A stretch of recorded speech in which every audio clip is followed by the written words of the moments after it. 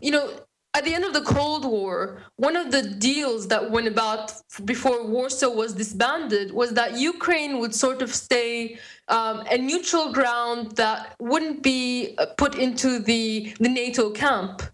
Now, whilst Warsaw, the USSR's brand of NATO, was disbanded, NATO remains alive and well, and NATO's objective was to isolate Russia. And I believe that what's happening in Ukraine now follows what happened between the Georgia-Russian war only a few years ago and what's happening in Syria as well, is to continue basically to restart the Cold War and to continue to surround and isolate Russia. And that's heading towards dangerous ground.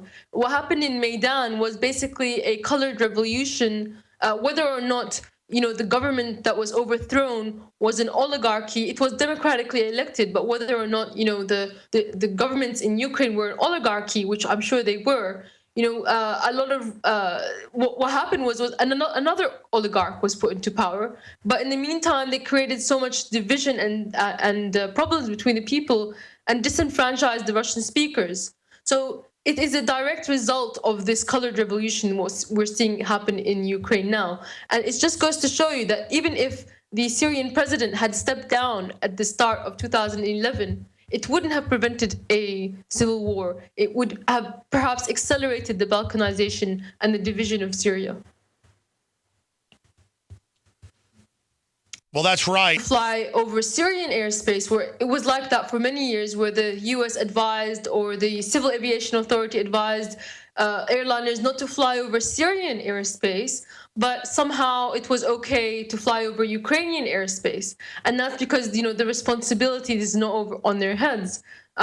So I think that, especially in that area where the responsibility lies, to just say it's Putin, it's basically just such bias that we've been seeing in the media right now. Even I laugh because I also recall during the Winter Olympics, the media against the Winter Olympics was so strong because it was held in Russia. And I believe there was some hashtag like Putin fail or Russia fail or something along those lines, just the beat up. And it's just like the return of the Cold War, I think.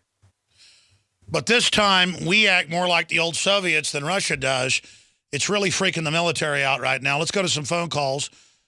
Would, a running away from Iraq and into Syria, it could also create problems for Syria. But at the same time, I think that ISIS is controlling oil fields in Iraq and in Syria. So it's sort of they're feeding each other. ISIS in Iraq is propping up ISIS in Syria and vice versa. So if we can get rid of them in Iraq, maybe it actually would be beneficial for Syria and vice versa. I think that it's important for Iraq and Syria to coordinate attacks against ISIS together.